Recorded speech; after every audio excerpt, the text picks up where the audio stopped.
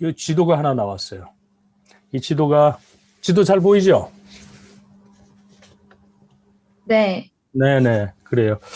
이 지도를 처음 본 학생도 있을 수 있고, 본 학생도 있을 수 있어요. 근데 아마 이 똑같은 모양의 지도는 아마 처음일 거예요. 왜냐하면 이 지도가 작년, 재작년, 매주 5월 넷째 주일이 법으로 정한 통일교육 주간이에요. 근데 작년, 재작년 이 통일교육 주간 중에 온라인 포스터 이 공모전을 했습니다. 통일교육원에서. 거기에 입상한 작품이에요. 이 작품 제목이 뭐냐면 평화 통일 없이는 우리나라 섬나라라는 제목이에요. 재미있잖아요. 이게 우리가 살고 있는 이 터전이 이게 섬으로 하나의 섬으로 표현이 돼 있잖아요. 재미있어. 어떻게 보면은 우리 현실을 그대로 보여주고 있는 것도 같고, 왜 우리가 섬이냐? 요게 딱 맞느냐? 여러분들 해외여행 가려고 하면은 다 비행기 타잖아요. 배로 가는 일은 요즘은 없으니까. 비행기 타고 가야만 해외로 갈 수 있는 나라. 또 우리가 해외에 수출을 하려고 하면 물론 비행기도 귀중한 물건들은 비행기로 하겠지만 대부분의 경우는 배로 수출을 하잖아요. 육로로는 수출을 할 길이 없어요. 트럭이나 뭐 기차로나. 이 물건이나 사람이 비행기 혹은 배로 해외로 갈 수밖에 없는 땅. 그게 섬이지 뭐. 그죠?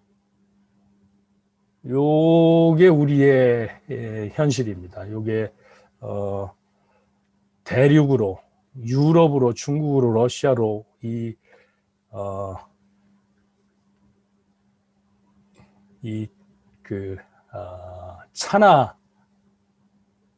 승용차나 기차, 트럭으로 갈 수가 없고 배나 비행기로만 갈 수밖에 없는 그런 땅. 이게 우리가 처한 현실이고 그게 섬나라인 거죠. 그러니까 통일이 없으면 우리나라는 섬나라인 거죠. 그뿐만이 아니라 여기 지금 보이지 않는 이 북쪽 땅에 우리가 남겨놓고 온 우리 동포들 하고 만날 수도 없고 접촉을 할 수도 없고 그쪽하고 지금은 교역을 할 수도 없고 참 어려운 상황인 거죠. 그게 이제 우리의 현실입니다. 두 번째로는 이게 우리의 현실인데 우리는 해외로 육로를 통해서 갈 수 없을 뿐만이 아니라 지금 이 지도에서는 보이지 않는 이 북쪽으로부터 끊임없는 군사적인 위협을 받고 있어요. 요거는 더 나쁜 일이죠. 예를 들어서 군사적 위협으로 2010년도에 연평도 포격이 있었잖아요. 북한의 포격 사건이 있었어요. 이 북에서 다연장포예요. 포신이 있는 포가 아니고 우리가 추정하기로는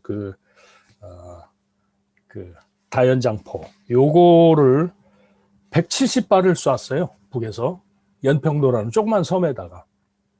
근데 재미나게도 이건 결코 재미난 일은 아닙니다만은 170발 중에서 80발이 연평도 땅에 떨어졌어요. 그리 먼 거리가 아닌데 그러니까 90발은 바다에 떨어져 버린 겁니다. 그것만 해도 우리로서는 다행이에요. 바다에 떨어진 게. 북한의 포격술이 그 정도여가지고 반이 넘는 숫자가 바다에 떨어진 건 우리로서는 천만다행인 거죠. 그 80발이 떨어진 속에서 우리 연평도 군인과 민간인이 사망하는 일이 있었습니다. 근데 한번 생각해 보세요. 멀쩡한 그러니까 남의 땅이라고 쳐요. 멀쩡한 남의 나라에다가 포탄을 170발을 쏴가지고 80발이 땅에 떨어졌다. 그럼 이건 전쟁이죠. 예컨대 그게 서울에 떨어졌다고 해봐. 그건 바로 전쟁이지 뭐. 그런 위협을 우리가 겪은 거예요. 우리는 거기에 대해서 이제 우리의 그 K9이라는 그런 요거는 전차가 아니라 포입니다. K9 포로 80발을 응사를 했어요. 나중에 그 K9 포탄이 떨어진 데를 위성으로 찍은 내용들을 보니까 위력이 상당히 컸더라고요. 이제 K9이 당시에는 화점을 못 잡아가지고 이리저리 쐈는데도 그 포탄 자욱이 아주 파괴력이 컸던 걸로 내가 후에 그 위성 사진을 보고 느꼈었습니다. 뿐만 아니라 2010년도에 그 천안함 사건이 있었잖아요. 우리 병사가 북의 그 잠수정에서 쏜 어뢰를 맞고 우리 천안함이 피격돼서 가라앉는 바람에 우리 병사 46명이 그러니까 전사를 했습니다.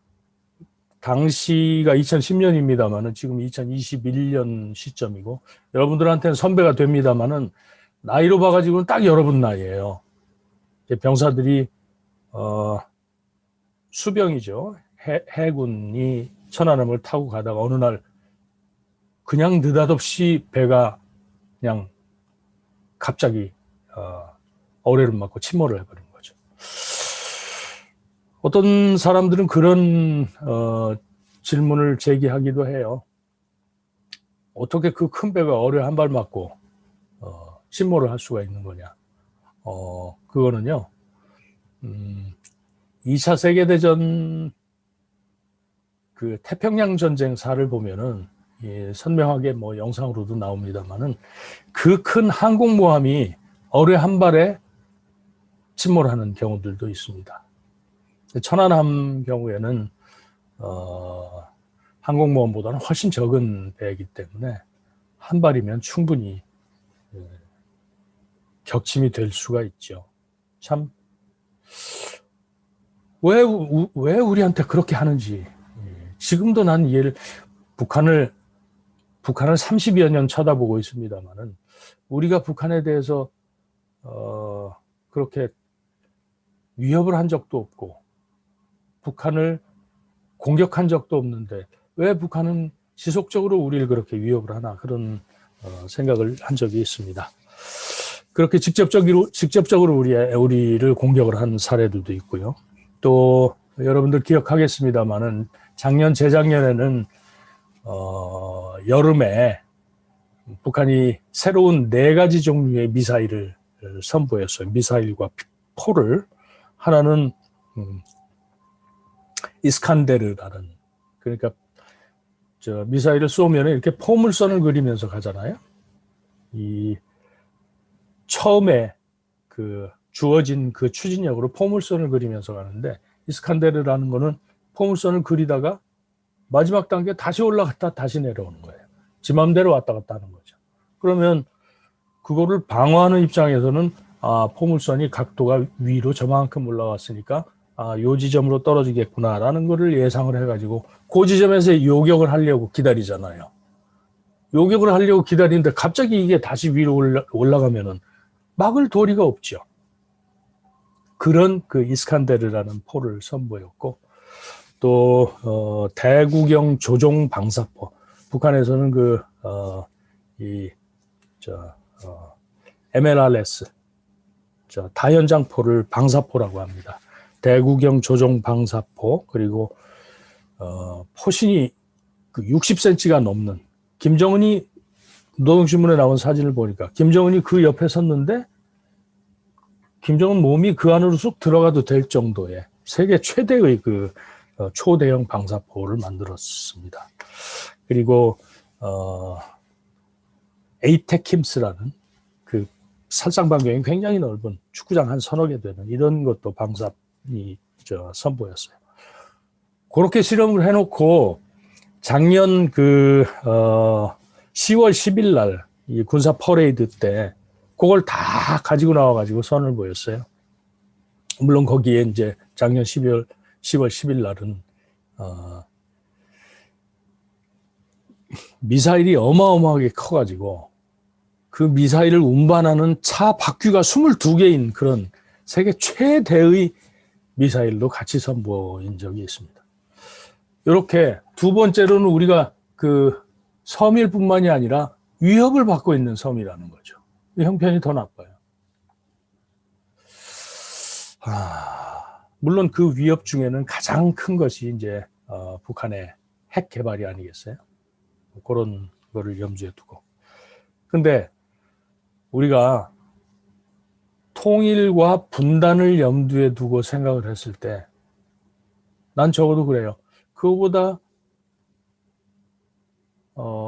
못지않게 심각한 문제는 뭐냐면 우리가 이런 섬에 사는지 모른다는 거죠. 알긴 아는데 인식하고 살고 있지 않는다는 거죠. 두 번째는 우리가 이렇게 어느 나라도 당하지 않는 그런 이런 심각한 위협 아래에서 살고 있음에도 불구하고 우리가 그런 위협을 받고 있다는 생각을 하지 않는 가운데 일상생활을 하고 있는 거예요. 그러니까 우리가 분단됐다는 것을 잊고 살고 있는 거죠. 통일을 해야 된다는 생각을 할 필요가 없이 살고 있다는 거죠. 그게 더 큰 문제라고 생각합니다. 특히나 지금 그 한국 전쟁이 1953년 7월 27일 날 끝났으니까 지금으로부터 그러니까 53, 18, 50, 60, 70, 68년 전 아니에요? 그러면 한국 전쟁이 끝나는 해에 태어난 분도 68세예요. 그죠? 그러니까 우리 국민의 90% 이상은 한국 전쟁이 끝난 이후에 태어난 분들이라는 거죠. 그러면 한국 전쟁으로 분단이 됐으니까 우리 국민의 대부분은 사실은 그 한국 전쟁 이전에는 그래도 남북을 대체로 오갈 수 있는 그런 여건은 됐는데 그때 남북을 오갈 수 있는 여건이 됐다는 것을 기억할 수 있는 나이였던 분들, 그분들은 68세가 훨씬 넘는 거죠. 75세라고 볼 것 같으면 우리 국민의 대부분이 분단이 된 후에 나를 포함해서 태어난 거죠. 그리고 이 분단 상황에서 살고 있는 거고. 그러니까 태어나서부터 지금까지 아무 문제 없이 이 상황에서 살고 있으니까 우리는 통일이라는 것을 굳이 생각할 필요도 없고 통일이라는 것이 몸에 와닿지도 않는 거죠. 그건 어떻게 보면 자연스러운 일이에요. 그래서 이 수천 년 한 몸으로 살아오다가 이제 한 7, 80년 떨어져서 살고 있는데 그게 우리로서는 그 시대를 살고 있는 우리로서는 그게 영원인 것처럼 느껴지는 거잖아요. 그게 앞으로 먼 미래를 이 땅에서 살아가야 할 우리 민족 입장에서 보면은 결국은 통일이 돼야 되는데 이 분단의 시기가 그리 길지는 않을 텐데 우리로서는 분단을 당연시하고 살아가고 있기 때문에 이게 그 통일을 이루어 나가는 데 있어서는 또는 통일을 향해서 우리가 가는 데 있어서는 북의 위협 또는 그 섬나라로 살고 있는 불편보다도 훨씬 더 큰 방해 요소가 되고 있다 이렇게 생각을 합니다. 자, 그러면 우리가 이 분단된 땅에 살고 있다는 거는 지금 얘기를 충분히 했던 것 같아요. 그러면 누가 이 땅을 분단시켰을까요? 누가 한반도를 갈라놓았나? 미국입니까? 소련입니까? 일본입니까? 북한입니까? 한국입니까? 자, 요거를 여러분들한테 잠시 시간을 드릴 테니까 여러분들 생각을 한번 써보세요. 지금부터 잠시 시간을 갖도록 하겠습니다. 누가 우리를 이렇게 갈라놨습니까? 사실 정답은 없습니다. 지금부터 지금부터 내가 여러분들에게 하는 얘기를 한번 곰곰이 들어보고 진정 우리를 갈라놓은 사람은 아니고 진정 우리를 갈라놓은 것은 무엇인가 한번 생각을 해보기 바랍니다. 우리 그 형식적으로 한반도를 갈라놓은 거는 미국 소련의 분할 점령이죠. 한국 그 한반도 분할 점령이죠. 일본 제국주의가 한반도를 통치를 45년간 했습니다만은 사실은 1910년부터 1945년까지 36년 통치를 했습니다만은 일본이 미국에게 항복을 하면서 소련과 미국이 한반도를 분할해서 점령을 했습니다. 그 과정을 잠깐만 얘기를 해볼게요. 일본이 미국과의 전쟁에서 태평양 전쟁에서 계속 밀리면서 이제는 전세가 완전히 기울어 가지고 더 이상 일본이 버틸 수가 없는 상황이 됐습니다. 그런데도 불구하고 여러분들 그 영화에서도 봤겠습니다만은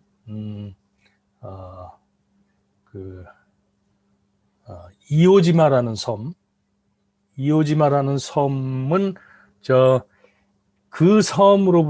그 섬이 있음으로써 미국이 일본 본토를 공격하는데 방해가 됐던 곳이에요. 그 섬 위를 일본을 좀 폭격하려면 그 섬 위를 지나야 되기 때문에 그 섬에서 요격을 하면은 미국이 일본 본토를 공격을 할 수가 없으니까 그 이오지마를 치기로 하고 큰 섬 아닙니다. 대대적으로 공격을 해 들어갔음에도 불구하고 결국 일본이 그 섬을 지킬 수는 없었어요. 이길 수는 없는 전투임에도 불구하고 일본은 끝까지 그 섬을 사수함으로써 미군의 그 피해가 엄청나게 났습니다. 그 다음에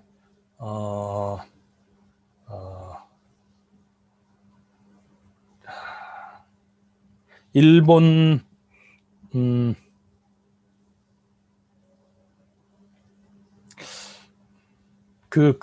일본 끝단 있잖아요. 우리 쓰시마에서 이렇게 넘어가면 되는데 하여간 그 일본 땅을 점령을 하는데 일본 그 본토가 아닌 섬을 점령하는 데 있어서도 미군이 엄청난 피해를 봤습니다. 대체로 전쟁이 질 것 같으면 항복을 해야 되는데 일본은 항복을 안 해. 병사들이 끝까지 저항을 하다가 도저히 안 될 것 같으면은 그냥 있잖아요. 할복을 하고 자살함으로써 끝낸단 말이에요. 당시 미국으로서는 상상을 할 수 없는 일본의 행태였고 그대로 미국이 일본에 진주할 경우에는 너무나 피해가 클 것 같은 그런 판단이 섰기 때문에 미국은 뭔가 획기적인 방식으로 일본을 항복시키고자 했어요. 그래서 시도한 것이 원자탄 투하입니다. 히로시마하고 나가사키에 원자탄 2개를 투하를 했는데 왜 히로시마하고 왜 나가사키였느냐? 도쿄가 아니고 당시 도쿄는 이미 초토화돼 가지고 더 이상 폭탄을 떨어뜨릴 때도 없었다고 그래요. 이미 미국의 공습으로 다 초토화돼서 상징성이 있고 그리고 피해도 어느 정도 있고 한 곳을 찾다 보니까 히로시마와 나가사키를 폭격을 했다고 합니다. 원자탄으로. 그게 1945년 8월 6일이에요. 히로시마에 미국이 인류 역사상 첫 번째 원자탄 리틀보이라는 걸 떨어뜨린 것이. 리틀보이라는 거는 그 후에 나가사키에 떨어뜨린 것보다는 좀 작았죠. 그래서 리틀보이인데 그게 우라늄 탄이었기 때문에 그래요. 원자탄은 우라늄 탄하고 플루토늄 탄인데 우라늄 탄은 요걸 폭발시키기가 좀 쉬워서 이 크기가 작아도 충분히 이 폭발이 됐는데 그 리틀보이로 인해서 한순간에 히로시마에 10만 명의 주민들이 사라져 버렸습니다. 인류 역사상 이런 일이 있은 적이 없죠. 이런 폭탄은 다시는 어딘가에 쓰여서도 안 되고 사실은 그런 폭탄이 존재해서도 안 됩니다. 이건 가장 근본적인 인권의 문제인 것 같아. 그 다음에 그 히로시마에 폭탄이 투하된 3일 후에 3일 기다렸는데 일본이 아무 대꾸도 안 해. 그래서 미국은 다시 한번 나가사키에 원자폭탄을 두 번째 원자폭탄을 투하를 했습니다. 이건 팬맨이라고 좀 뚱뚱하니까 팬맨이에요. 이거는 그 플루토늄 탄이기 때문에 그렇습니다. 역시 일순간에 나가사키에 4만 명의 주민들이 사라져버렸습니다. 더 이상 일본이 버틸 수가 없었던 거죠.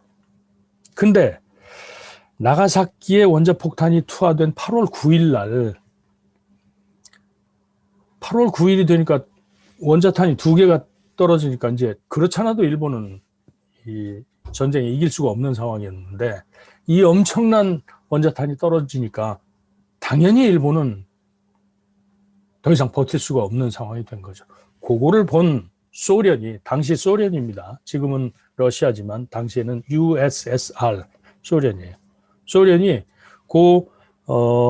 나가사키에 두 번째 원자탄이 떨어진 그날 자정에 일본에 대해서 선전포고를 하고 저 만주로부터 이 점령해 들어오기 시작합니다. 소련이.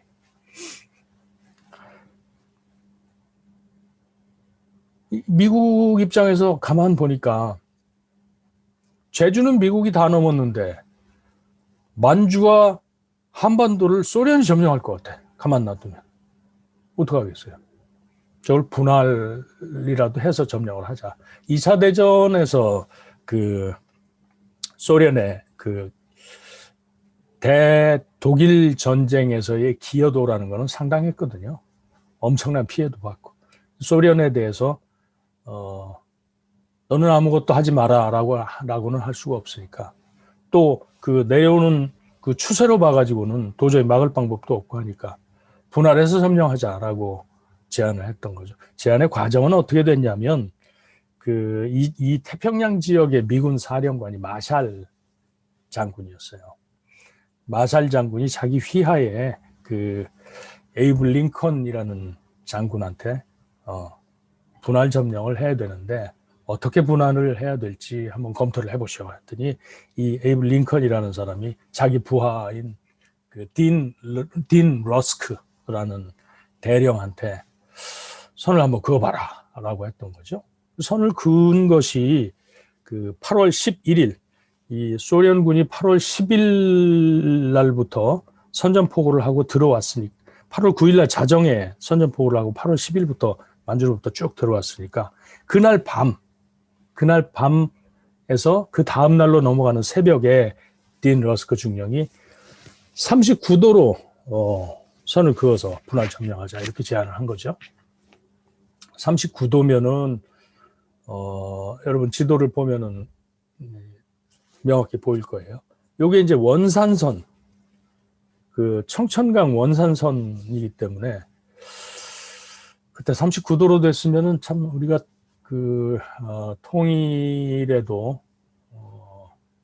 훨씬 더 쉬워지지 않았을까 그런 생각을 아쉽지만 합니다만은 뭔 생각을 했는지 그 안을 가지고 자기 상관인 에이브 링컨한테 갔더니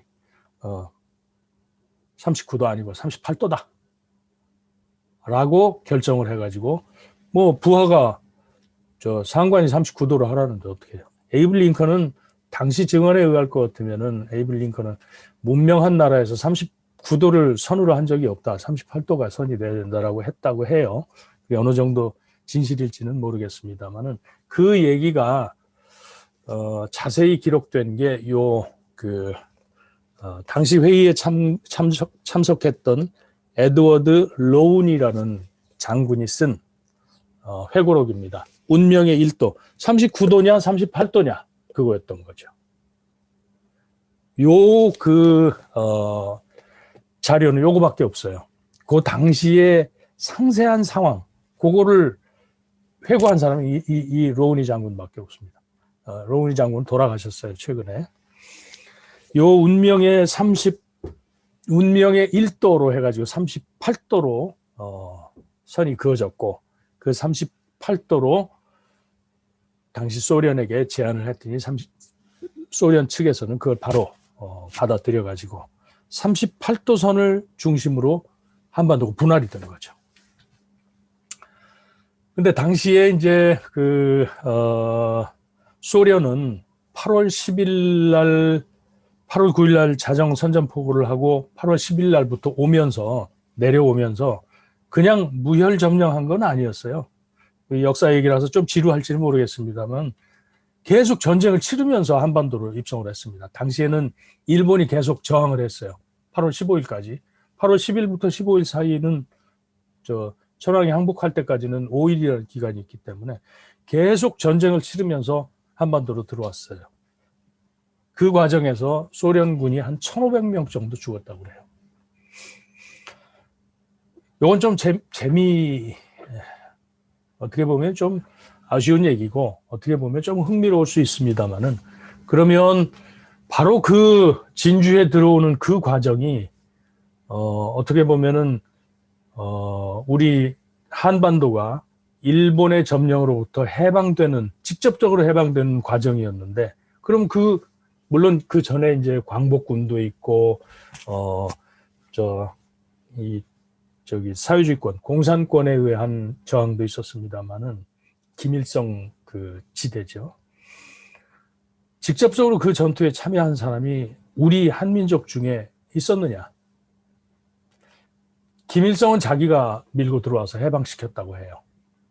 사실은 아닙니다.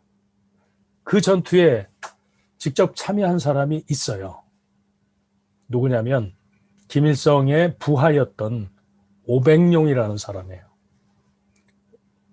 오백룡은 나중에 이제 북한에서 이제 그 군사적으로 높은 위치까지 올라갔습니다만은, 그 오백룡 부대 9명이 그 소련 군대하고 같이 전투에 참여하면서 들어왔습니다. 우리가 광복군이나 또는 우리 임시정부 이런 데에서 그 한국의 해방에, 조선반도의 해방에 직접적으로 기여를 했다면 우리 목소리가 좀 커질 수가 있었겠죠. 그러나 불행히도 그 오백룡 지대의 그 조그만 전투 참여 이외에는 우리 한국 사람이 한국의 해방에 기여한 부분은 없습니다. 간접적으로야 독립운동을 하고 또 그 청산리 전투를 치르고 했습니다만, 그건 간접적인 얘기고, 어떻게 보면 그게 좀 아쉽고 불행한 얘기예요. 이렇게 해가지고 한반도가 1차적으로 분할이 됐습니다. 근데 그때 소련군은 8월 말 정도까지는 쭉 진주해 내려오다가 38도선에 딱 멈췄어요. 약속대로. 그때는 멈춘 그 시점까지는 미국은 한반도에 들어오지도 않았던 때예요. 일본 본토에도 들어오지도 않았던 때. 네. 우티한다는 개새끼야. 주장은 보면은 프랑스의 내가 아는 오티는 이런 오티가 아니라 소음이 좀 있으니까 담아서 음성을 좀 주의해 주기 바라겠어요. 10번을 하잖아. 그렇게 나왔더라고요. 우리나라 삼가스통을 공사하는 죠.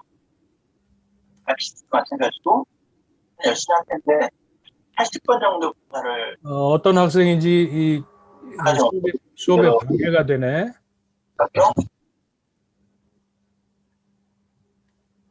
네, 됐습니다.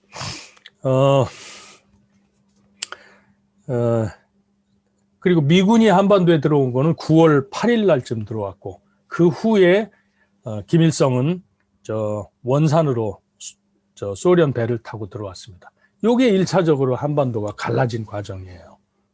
그러면 이 갈라진 건 누가 갈라놨냐? 미국, 소련, 북한, 한국 중에 하나겠죠. 요 답은 잠깐 보류해 두고,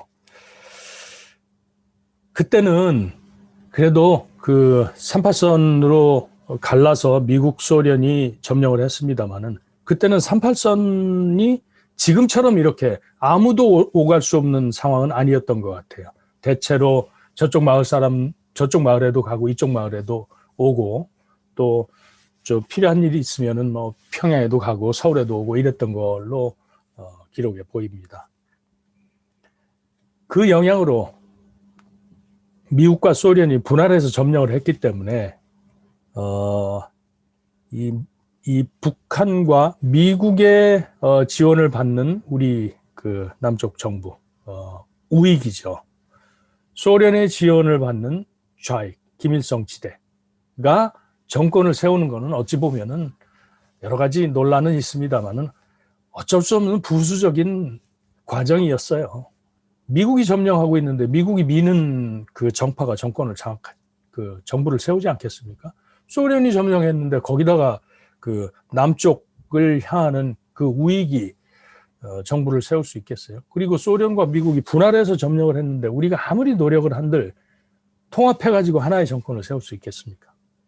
그 결과 1948년 8월 15일 남한 단독 정부 수립입니다. 그리고 같은 해 8월 15일 지나서 9월 9일 북한 단독 정부 수립입니다. 그렇게 해가지고 형식적으로는 한반도가 갈라진 거죠.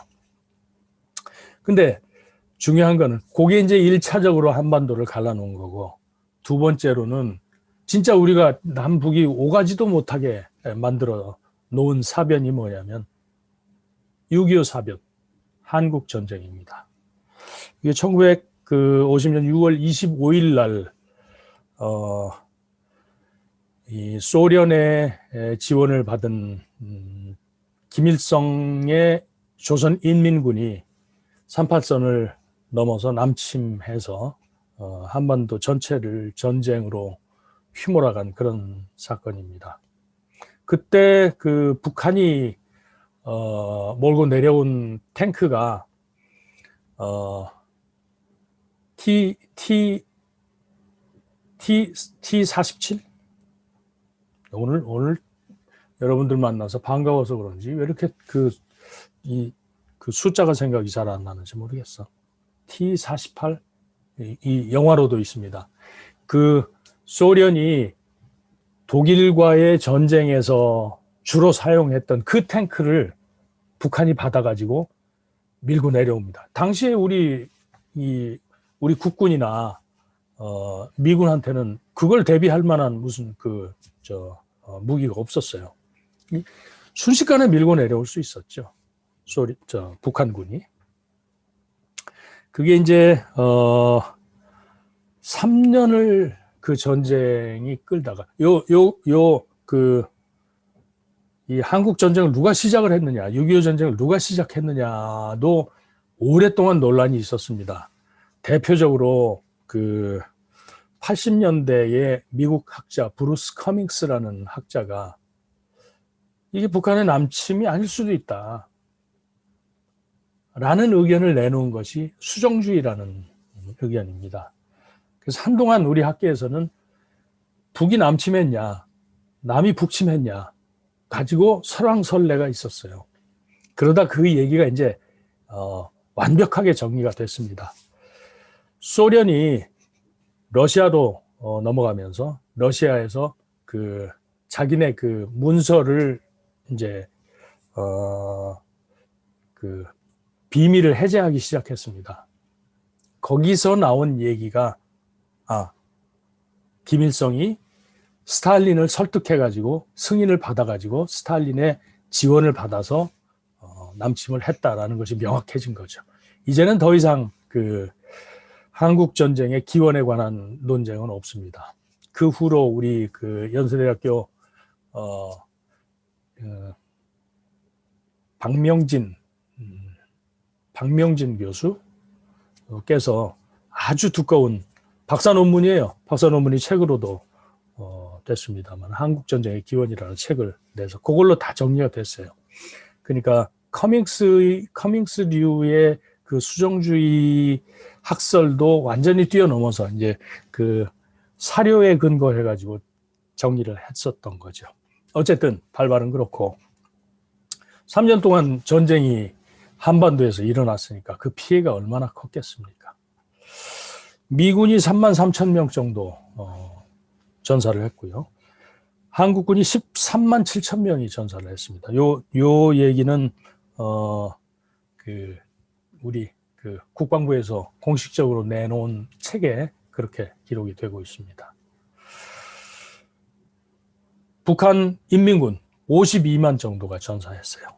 중공군이 11만 6천 명 전사했습니다. 군인들만 해도, 여러분들 나이에 군인들만 해도 엄청난 숫자의 희생이 있었던 거죠. 그 군인들 플러스, 나는 이 부분이 더 가슴 아픈데, 그 남이나 북이나 민간인이 어마어마하게 죽었어요.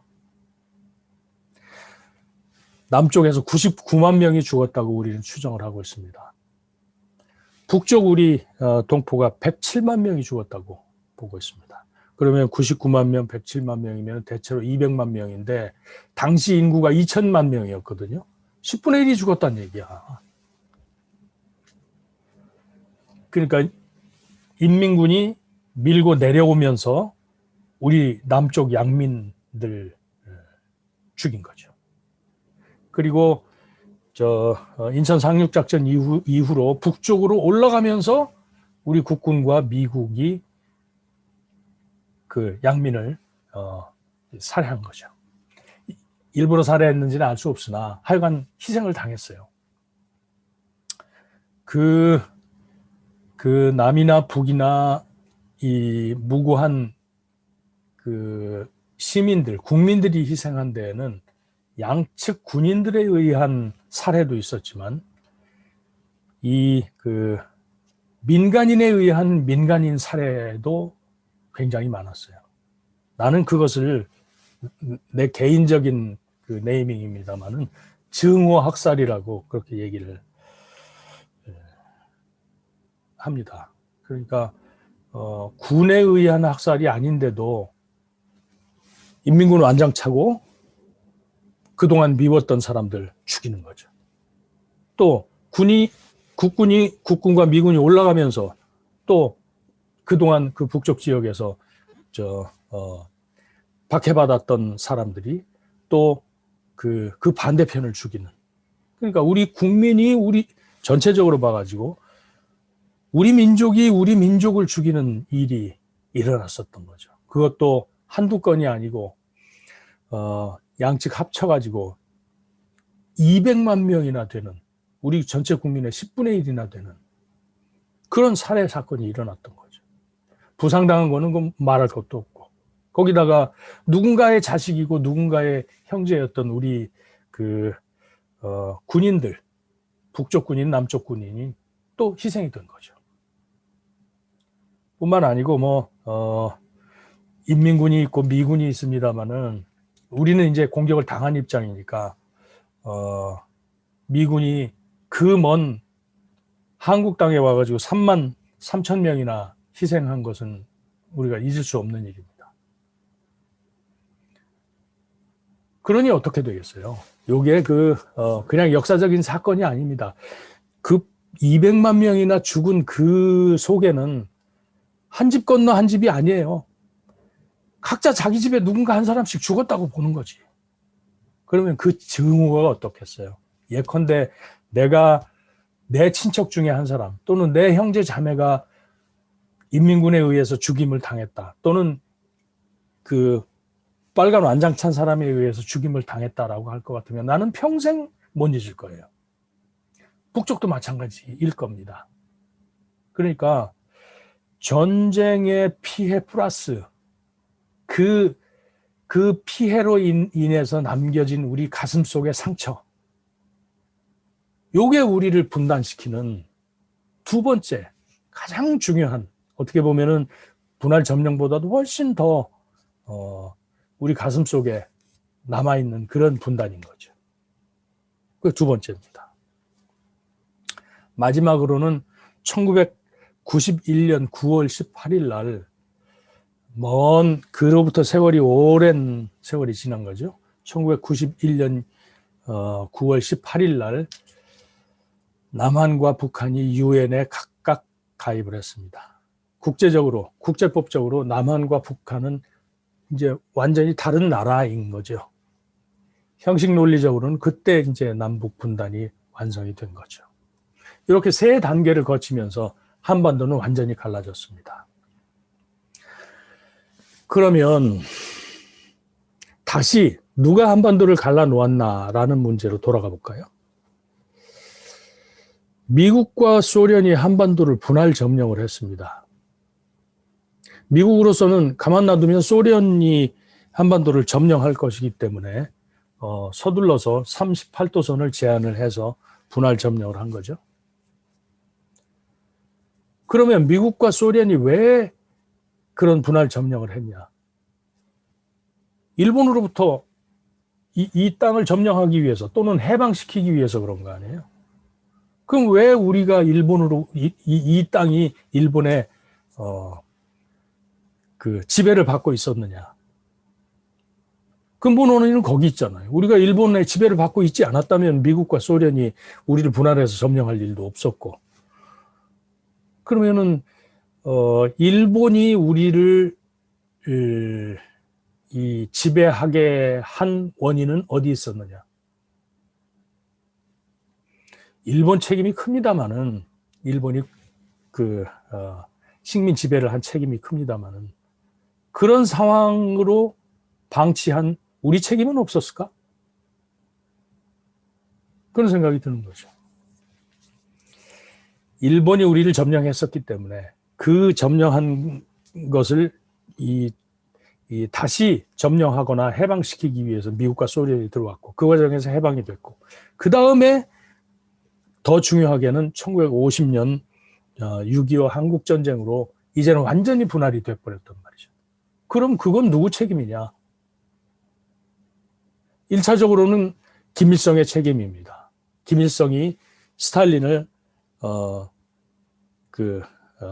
설득을 해가지고 전쟁을 일으켰기 때문에. 김일성은 전 한반도를 통일시켜가지고 공산화시키려고 했었던 거죠. 그 전쟁의 방법으로 한반도를 통일시키려고 했던 것은 그건 어떤 면에서도 용서받을 수 없는 이 수많은 그 희생자가 나게 하고 이 수많은 민간인이 희생되게 한 책임에서 벗어날 수 없다고 봅니다. 누가 한반도를 갈라놓았을까요? 그 38도선을 제안한 미국이 잘못했다고 우리가 단죄할 수 있을까요? 그러면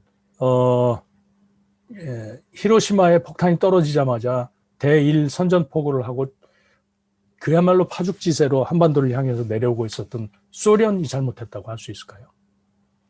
그 전에 한반도를 점령하고 있었던 일본한테 책임을 씌울 수 있을까요? 한국전쟁을 일으킨 북한한테만 책임을 씌울 수 있을까요? 요거는 우리가 좀 생각을 해봐야 되고, 이 부분에 있어서 여러분들 생각을 가다듬을 필요가 있습니다. 누가 한반도를 갈라놓았느냐? 손쉽게 미국이 선을 그었다라고 얘기하기는 쉽지 않은 이런 구조적인 문제가 있어요. 여러분들 답을 잘 해줘서 의미 있는 시간이 됐고요. 자, 그러면 이렇게 한반도가 갈라졌어요. 그 다음에 갈라진 한반도는 어떻게 갔느냐? 오늘 시간이 좀 부족하긴 하지만 하여간 진도를 한번 나가보겠습니다.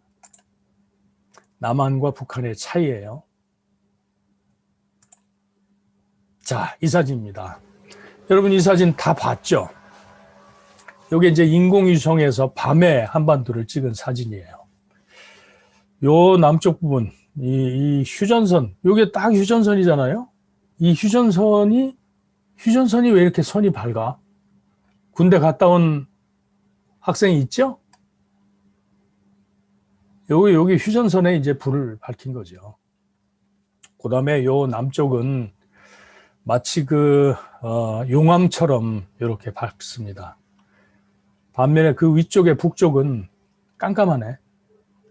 요게 지금 요 사진 한 장으로 분단 이후 현재까지 남북이 변해온 그 현 주소를 보여주는 그런 단적인 사진이라고 생각합니다. 요걸 한번 볼까요?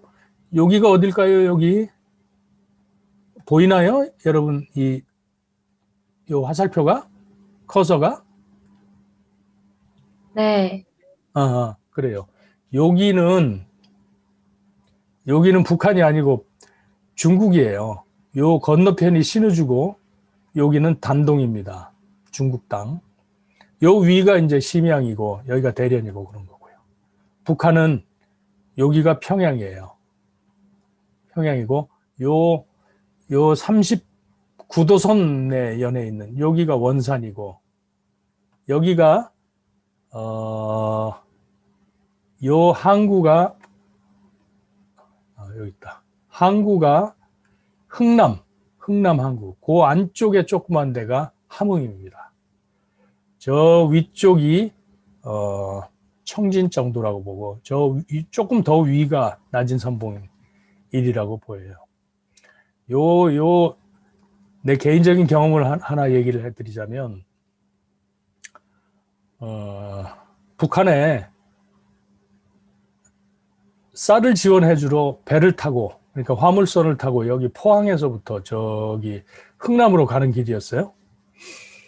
그게 이제 화물선이 얼마나 느리든지 그 흥남으로 가는 길에 배 안에서 며칠을 잤어요. 근데 어느 날 밤에 여기서 여기 오는데도 며칠 걸리더라고. 어느 날 밤에 보니까 배가 여기쯤 이렇게 가고 있었는데 배는 이렇게 직선으로 가가지고 또 직선으로 이렇게 들어갑니다.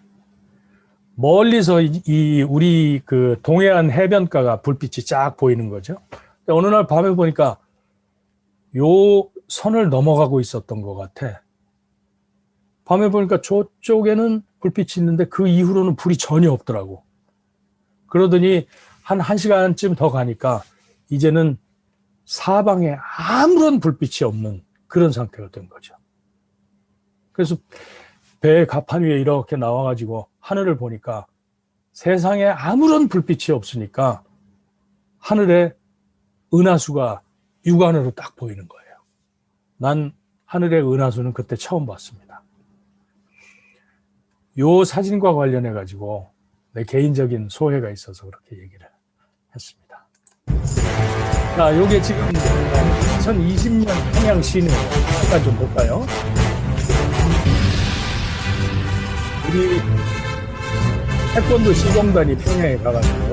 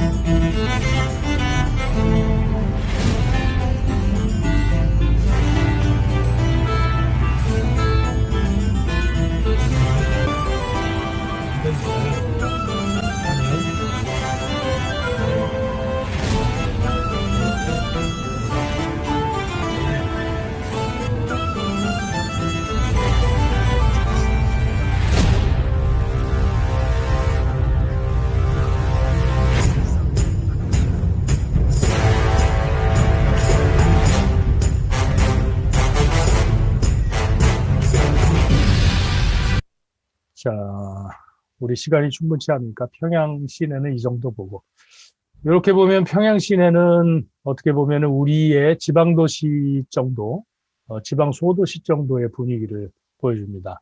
근데 이 평양 시내는 북한에서는 난 개인적으로 그렇게 얘기합니다. 평양시는 북한이 아니다 그렇게 얘기해요.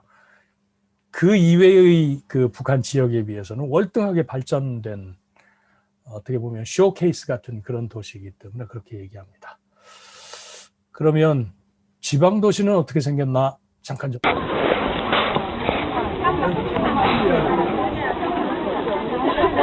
하나요?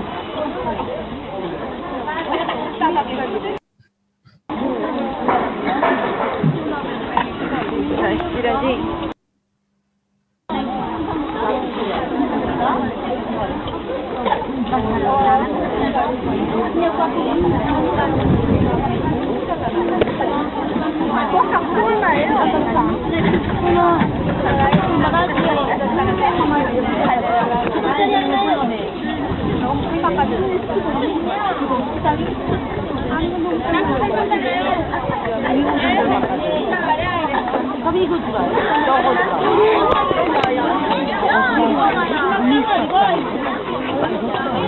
자, 요게 지금 본 게 이제 뭐 북한의 현 상황이고, 남쪽의 현 상황은 뭐 우리가 여기 살고 있으니까 우리가 너무나 잘 알고 있잖아요. 그렇게 발전을 해왔습니다. 변화해오고 차이가 생겼습니다. 그러면 그게 어떻게 보면은 직관적인 평양의 모습, 또 평양에서 가깝습니다. 평양 위쪽에 가깝습니다만은 평성의 모습이었다고 할 것 같으면, 이제 그걸 전체적으로 보여주는 통계를 한번 볼게요. 면적은 남한과 북한의 주요 통계를 보면은 면적은 북한이 우리보다 조금 넓어요. 전체적으로 22만 평방킬로미터인데 우리 한반도 전체가, 우리 남한이 10만 평방킬로, 북한이 12만 평방킬로 정도 됩니다. 인구는 북한이 2,525만 명, 남한이 5,171만 명, 한 2배 정도 돼요. 여기 기대 수명 한번 볼까요? 우리 먼저 볼게요. 남한의 기대 수명은 남자가 80세, 여자가 86세 정도 돼요. 여자가 6살 정도 더 사는 걸로 되어 있습니다. 근데 이걸 북한하고 비교를 해보면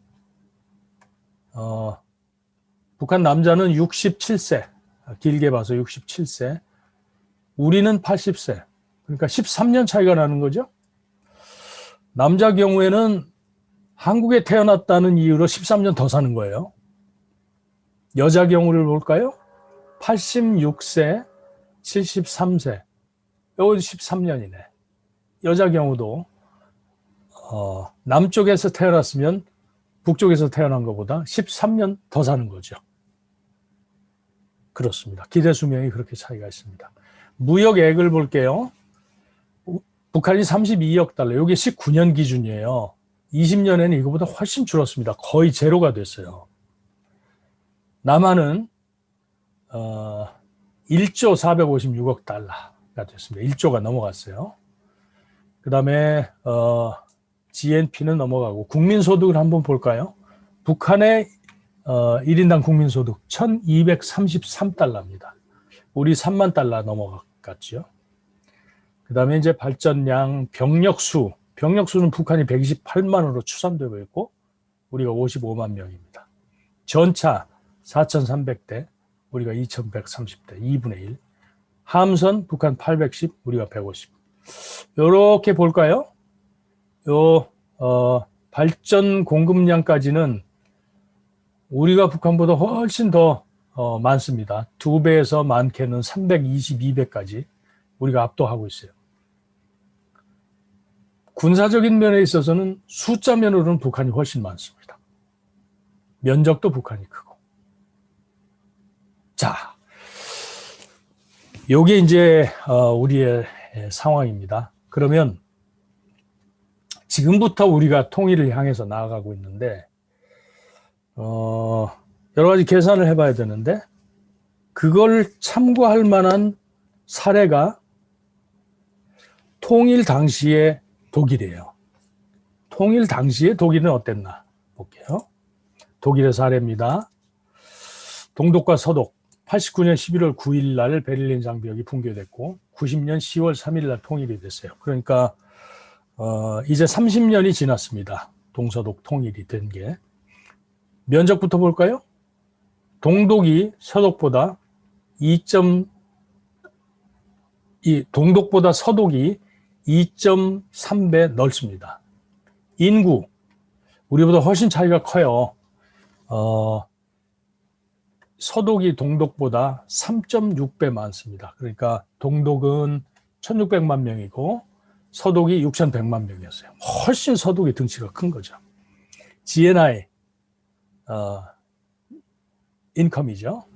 그로스 내셔널 인컴입니다.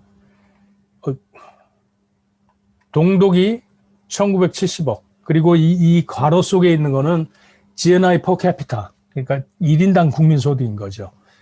11,800불이었어요, 동독이. 당시에 굉장히 높았죠.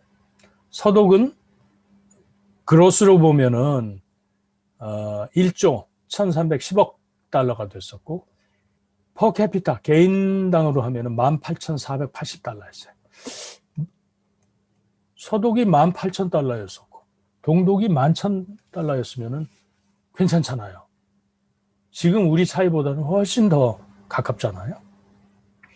군사력은 동독이 병력 수로 봐서 17만 명이었고 서독이 50만 명 정도여서 서독이 한 3배 가까이 됐습니다. 그러니까 요약하자면 서독이 당시 동독보다 경제적인 면이나 군사적인 면이나 넓이 면이나 인구 면이나 등치가 훨씬 컸던 거죠. 대신 동독은 GNI가 지금 우리보다는 훨씬 더 서독에 근접해 있었던 겁니다. 이걸 염두에 두고 통일 후에 독일이 치른 비용입니다. 서독이라기보다는 독일 전체가 치른 비용이에요. 먼저 개인, 법인 차원에서 보면 개인이나 법인은 연대세라는 것을 냈어요. 그게 이제 우리로 보자면 통일세인데 그게 이제 소득세, 법인세, 개인에 대한 소득세, 법인에 대한 법인세가 30 내지 38%인데 그 중에 7.5%가 부과가 됐어요. 95년 이후에는 5.5%로 부과가 됐고 이렇게 해서 총 189억 달러, 9억 유로, 24조 5,800억을 개인과 법인이 직접적으로 냈습니다. 이걸 포함해가지고 장벽이 붕괴된 후 30년간 서독에서 동독으로 이전해간 이 투입이 2조 유로, 즉 2,600조 원 정도 됩니다.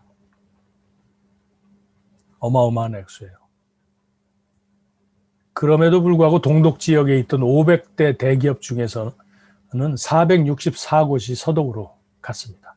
이게 통일 후에 서독이 치른 경제적인 비용입니다. 2조 유로가 투입된, 그러니까 서독 쪽에서 동독 쪽으로 이전된 비용 가운데 75% 정도는 투자라기보다는 복지 비용이었어요. 그러니까 어떻게 보면은 서독 쪽에서 동독 쪽을 먹여 살렸다고 볼 수가 있습니다. 이게 현실이에요. 근데 그렇게 개인과 법인 차원에서 또 전체 독일 차원에서 이 기여를 하고 희생을 한 결과 어떻게 됐냐? 현재 동독 지역 근로자들의 평균 임금은 서독 지역 근로자들의 84%, 경우에 따라서 86%로 추산하는 경우도 있습니다만은 그렇게 됐고, 이 86% 정도라는 거는 한 나라 안에서 지역 간 격차보다도 훨씬 적은 거예요. 예를 들어서 서울의 그 평균 임금하고 우리의 저 시골의 평균 임금하고의 격차가 84%보다 덜합니다.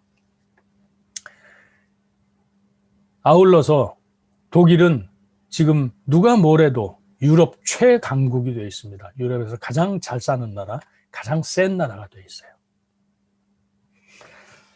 자, 이게 동독과 서독의 사례고요. 요거를 내가 개인적으로 좀 본 적이 있습니다. 2018년 사례예요.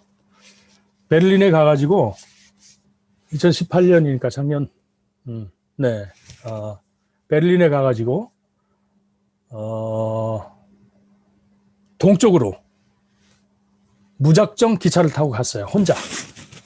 동쪽으로 가면 어디입니까? 과거 동독 지역 아니겠어요?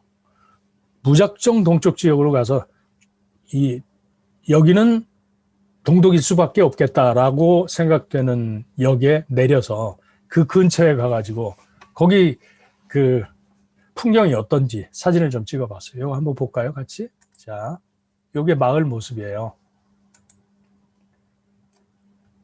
요게 마을 모습이에요. 요걸 보고 내 어떤 생각을 했느냐? 야, 이제는 독일하고 서독 지역 출신하고, 그러니까 과거 동독 지역하고 과거 서독 지역의 차이를 느낄 수 없겠다, 그런 생각을 했습니다. 뿐만 아니고 여러분들 잘 알고 있는 지금 그 독일의 총리, 여성 총리가 동독 지역 출신 아니겠습니까? 이런 걸 보면 독일이 그 정도 희생을 한 덕에, 국민의 동의를 바탕으로 해가지고 희생을 한 덕에 이제는 완전히 하나가 됐다. 참 부럽다, 이런 생각을 했습니다.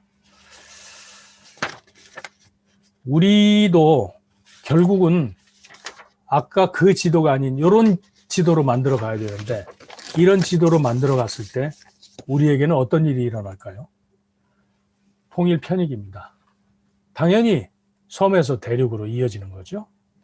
규모의 경제가 있습니다. 남과 북의 그 경제체가 합쳐져 가지고, 그러니까 러프하게 봐가지고 5천만하고 2,500만이 합쳐서 7,500만의 인구가 만들어내는 그 경제 규모.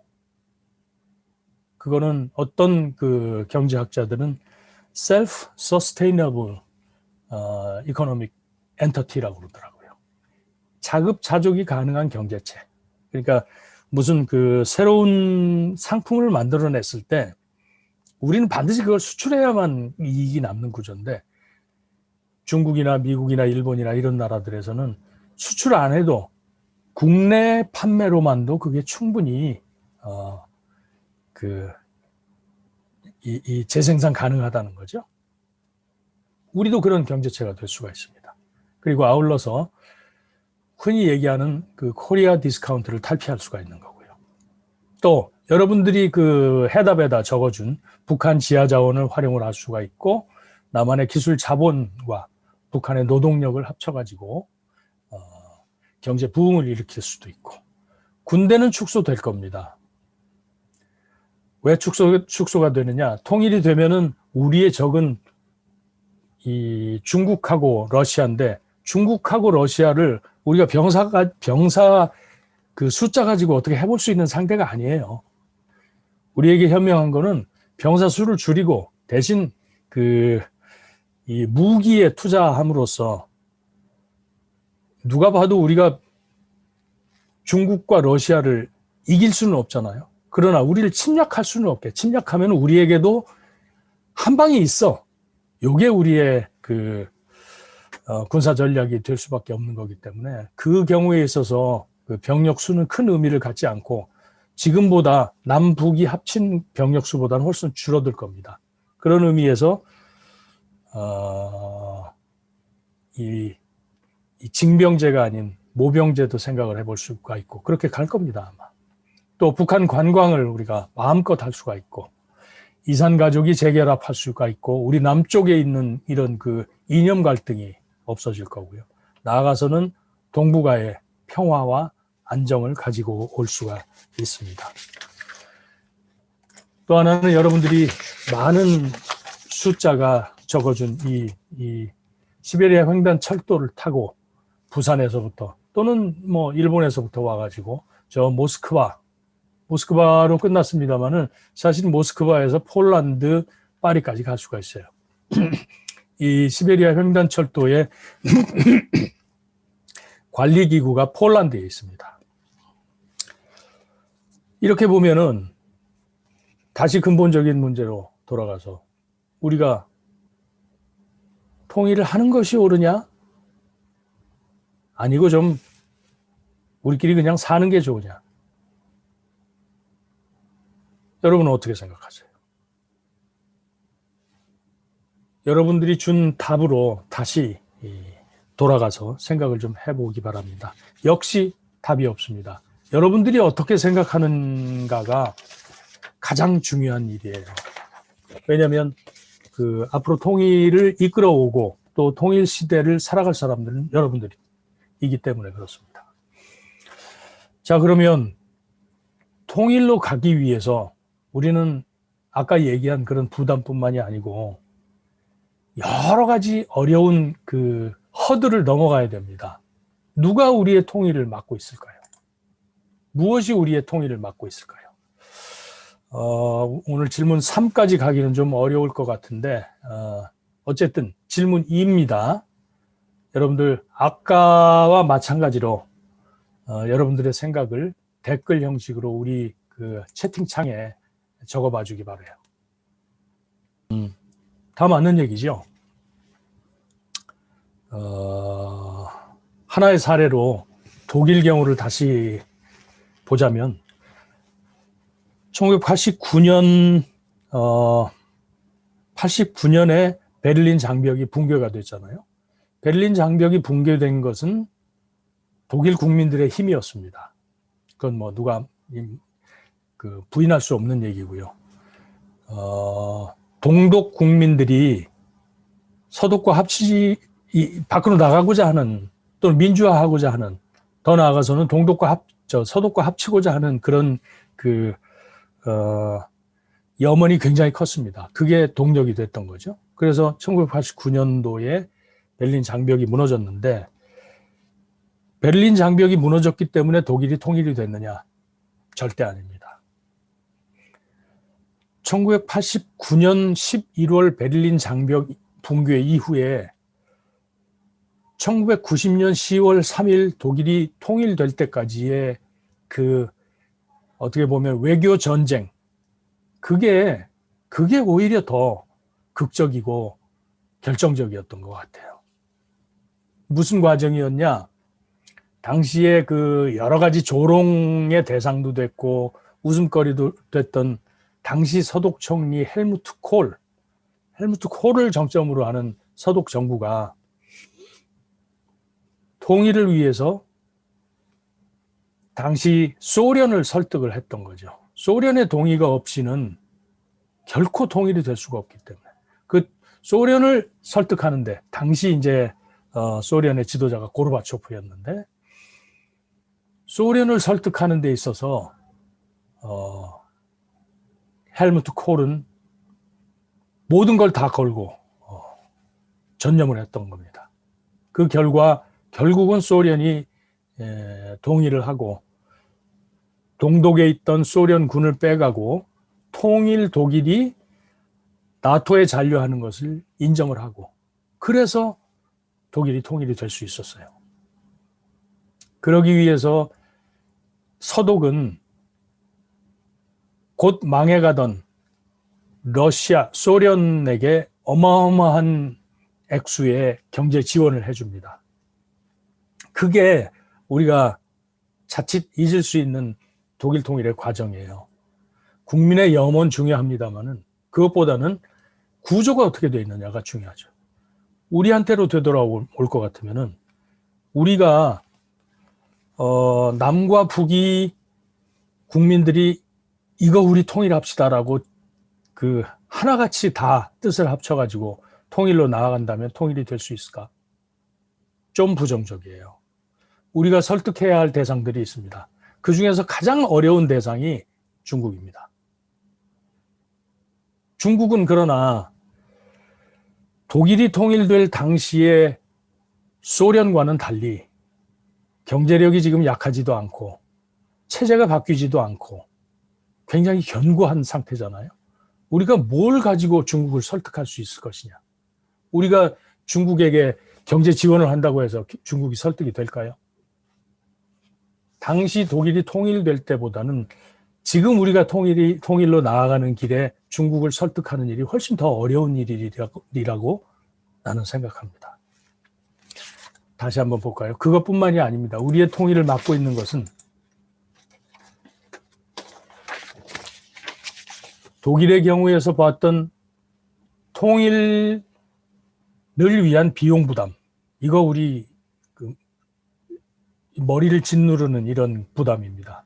국민적인 염원이, 통일을 향한 국민적인 염원이 당시 독일의 경우처럼 그렇게 뜨겁냐?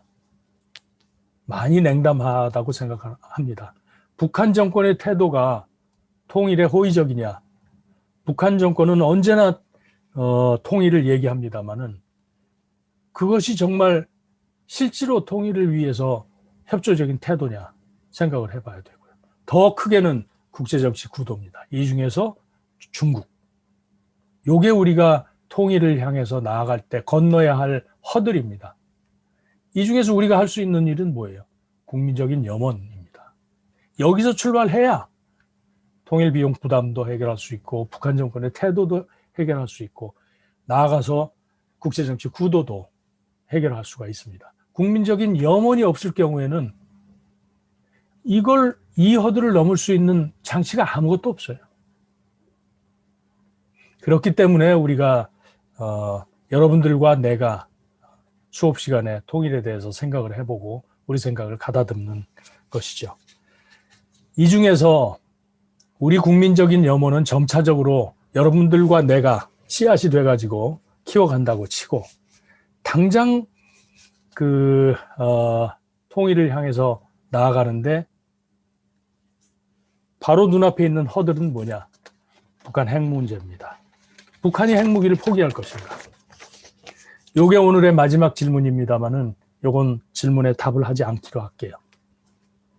많은 사람들이 북한이 핵무기를 포기하지 않을 거라고 얘기해요. 왜냐하면 그것이 북한 정권의 안위와 관련이 되어 있기 때문에. 그러나 지금 상황은 조금은 다릅니다. 보자면 대북 제재 이후로 북한 경제가 굉장히 어려움을 많이 겪고 있고 더군다나 2020년 코로나19 코로나 사태 이후로는 북한의 수입도 없어져 버렸어요. 북한의 교역이 없어졌습니다. 요즘 들리는 얘기로는 북한의 장마당에 밀가루, 식용유 등이 없거나 있어도 과거에 비해서 3, 4배 가격이다 라는 얘기가 들리고 있고요. 며칠 전에 여러분 봤겠습니다마는 주 평양 러시아 대사관의 서기관 한 사람이 러시아로 돌아가는데 비행기나 기차편을 이용을 하지 못하고 그 철로의 그 끌차 있잖아요. 밀차를 타고 국경을 넘는 걸 봤습니다. 북한이 지금 상황이 굉장히 안 좋아요. 그 근본적인 원인은 물론 코로나도 있습니다만은 대북 제재의 영향이 있다. 대북 제재의 영향이 결정적이다. 그렇게 봅니다. 그래서 우리가 북한이 핵을 포기할 거냐 말 거냐 좀 지켜보도록 하죠. 가장 중요한 것은 통일은 온다입니다. 그리고 통일이 오는데 그게 과거의 6.25나 한국전쟁이나 이런 사례처럼 이 비평화적인 방법으로 오는 통일은 안 오니만 못합니다. 통일은 평화로운 방법으로 와야 되고 그리고 우리 민족이 새로이 도약하는 방향으로 와야 되고 그래야 통일이 우리에게 축복이 될 수가 있는 거죠. 통일을 계기로 우리의 미래가 밝게 빛나는 그날까지 여러분들과 내가 통일 문제에 있어서는 미랄이 되는 심정으로 통일 문제 고민해보고 어떻게 헤쳐나갈까 생각해보고 토론해보고 하는 그런 시간으로 우리 클래스를 꾸며나가도록 합시다.